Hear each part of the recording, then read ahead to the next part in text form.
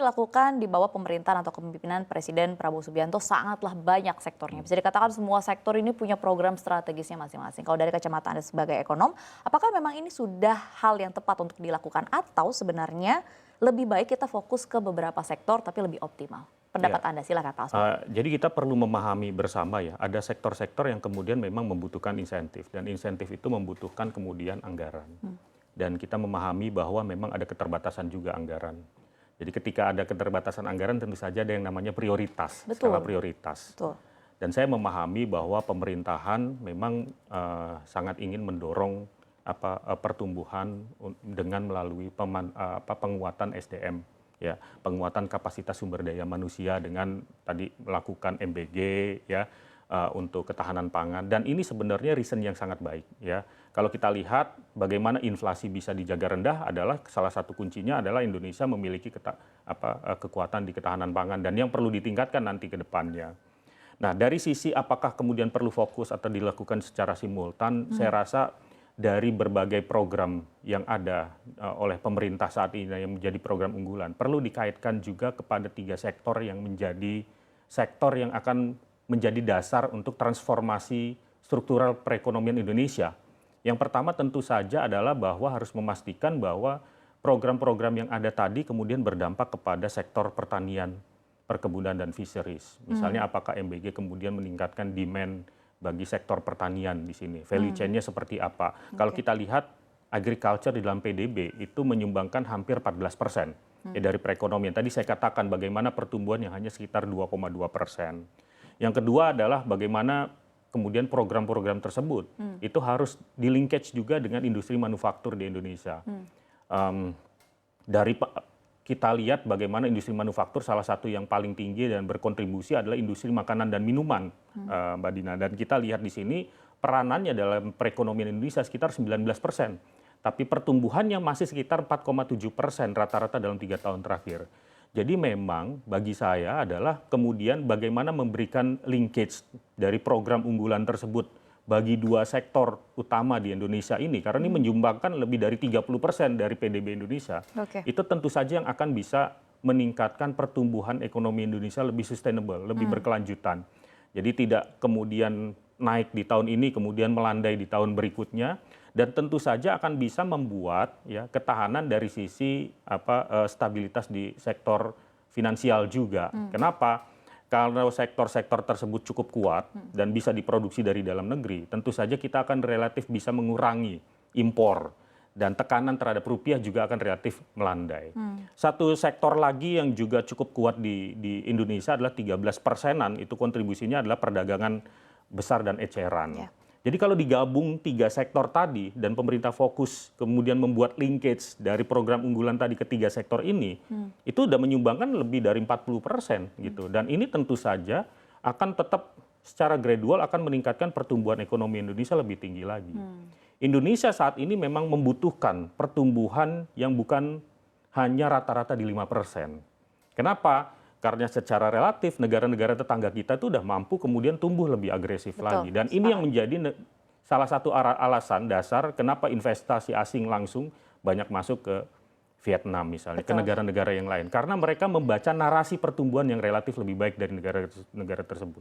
Jadi Indonesia memang mau tidak mau memang harus tumbuh dan keluar dari sekedar pertumbuhan rata-rata 5% ini gitu. Nah, ini yang saya rasa rumusnya seperti ini. Dan sebenarnya rumus yang tepat adalah fokus ke 3 sektor ini supaya juga bisa berdaya saing dengan negara-negara tetangga. Betul. Supaya investor juga kepercayaannya meningkat ke Indonesia. Karena di lain yang 3 sektor tadi sudah ada sektor yang sebenarnya tumbuh juga jauh lebih tinggi dalam 3 tahun terakhir dibandingkan dengan pertumbuhan ekonomi Indonesia. Namun memang rata-rata sektor tersebut memiliki kontribusi yang relatif lebih kecil.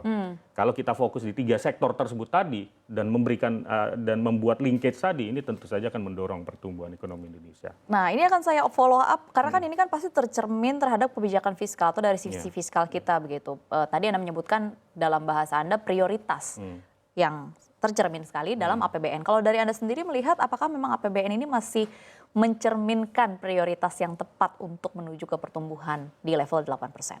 Iya, saya rasa statement dari Pak Menteri Keuangan dalam beberapa minggu terakhir itu memang mencerminkan bagaimana keinginan ya dari otoritas fiskal untuk kemudian memberikan kontribusi lebih tinggi lagi atau multiplier lebih tinggi lagi dalam pertumbuhan ekonomi. Jadi kita lihat bagaimana keinginan Pak Menteri Keuangan kemudian merealokasi anggaran yang belum terserap misalnya kepada sektor-sektor atau kepada belanja-belanja maksud saya yang memang akan memberikan dampak lebih besar lagi gitu. Cuma memang sayangnya ini udah di ujung tahun, jadi mungkin akan baru berdampak di kuartal 4 nanti gitu ya. Bayangkan Mbak kalau di 2026 kemudian ini sudah bisa dilakukan dan direncanakan sejak awal. Jadi kita tahu bahwa ada memang belanja-belanja yang besar. Nah ini yang perlu kita kawal juga kemudian apakah ada penyerapannya juga yang cukup baik. Ini yang tentu saja akan mendorong kemudian ke pertumbuhan ekonomi yang secara tahunan ya baru terasa di tahun itu juga bukan di tahun yang berikutnya. Jadi kalau kita bicara belanja fiskal, memang prioritas itu perlu dari dua sisi juga. Kalau kita lihat bukan cuma besaran, tapi dari sisi akselerasi belanjanya. Ya, selama ini PR-nya selalu adalah di akselerasi belanja. Jadi memang perlu juga kemudian di akselerasi belanjanya di awal tahun. Ya, itu yang saya rasa. Jadi, akselerasi berarti dalam arti ini realisasinya, realisasi belanjanya, penyerapan belanjanya, betul. Jadi kecepatan penyerapan belanja. Ya, bukan gitu ya. Soal amount dari besaran dari. Amount-nya penting juga, semakin besar tentunya semakin baik ya. Tapi kalau misalnya baru dibelanjakan di ujung tahun misalnya, ya tentu saja ini akan memberikan dampak yang relatif kecil kepada pertumbuhan ekonomi di tahun yang berjalan. Gitu. Nah ini saya rasa kalau kita bisa membreak cycle, ya cycle belanja yang relatif lambat tadi, kemudian di front load di sejak kuartal 2 paling tidak misalnya, ini tentu saja akan bergulir. Karena biasanya secara siklikal, ya pertumbuhan ekonomi itu akan relatif lebih turun di kuartal 3 karena jarang tuh ada seasonal faktornya.